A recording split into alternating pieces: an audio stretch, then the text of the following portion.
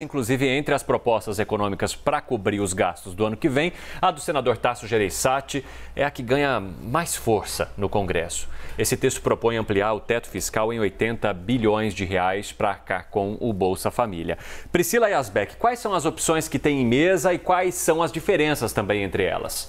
Vamos lá, então. A gente separou aqui um resuminho para a gente organizar as ideias. Nas outras PECs também era assim, né? Eram várias ideias de PEC, a gente ficava meio confuso. A gente vai tentar esclarecer pelo menos o cenário do momento. Diz que na política funciona como as nuvens, né? Uma frase famosa, muda a qualquer momento.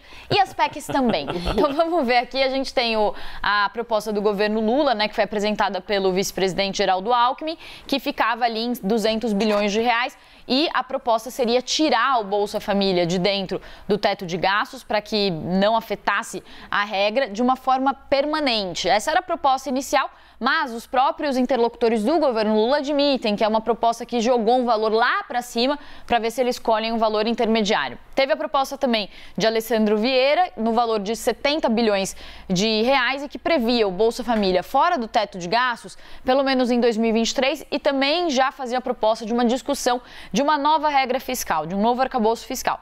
E agora, então, essa proposta que está ganhando força de Tasso Gereissati, que prevê um valor de 80 bilhões de reais, só que de um jeito diferente das outras duas. Qual que é a ideia aqui? Seria ampliar o espaço que fica dentro do teto de gastos. Então, a regra do teto de gastos, lembrando, aquela regra que impede que as despesas subam de um ano para o outro acima da inflação, ela seria mantida, só que se criaria um espaço dentro do teto para pagar 80 bilhões de reais que seriam usados tanto para ampliação do Bolsa Família, de 400 para 600 reais, quanto para outros objetivos, como merenda escolar, também aumento real do salário mínimo e outros projetos que estão previstos pelo governo. A gente falou mais cedo com o Gustavo Loyola e ele falou exatamente sobre essas propostas de valores menores, né? Os próprios petistas já estão falando, alguns interlocutores, sobre aceitar ou discutir essa proposta. Isso traz a previsão de que talvez eles topem um valor que seria abaixo de 200 bilhões de reais. Isso até está impulsionando um pouco a bolsa, os juros futuros estão caindo, o risco está diminuindo.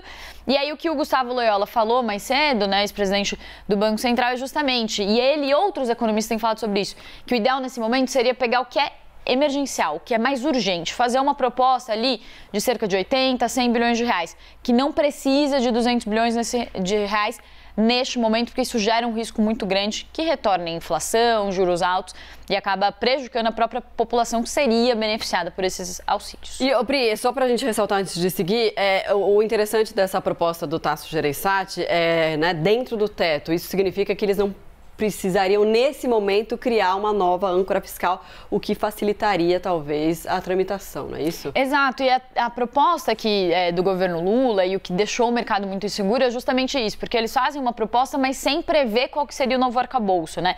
Então, aquilo que a gente vinha falando na semana passada, era como se as contas públicas ficassem num limbo em termos de regras fiscais, né? Então, tira o teto de gasto, acaba com ele de uma vez, já estava muito fragilizado com o governo Bolsonaro, acabaria de vez, né, com esses 200 bilhões de reais aqui. Mas aí, sem uma proposta, sem uma previsão de qual que seria a nova regra fiscal. É isso que está deixando o mercado um pouco ansioso, isso nas palavras do Paulo Gala, que é outro economista que a gente falou.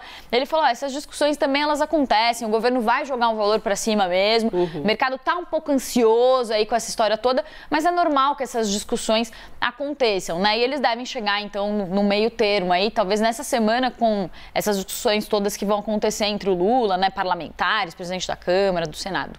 A gente vai ter um cenário mais claro. Obrigada, Pri.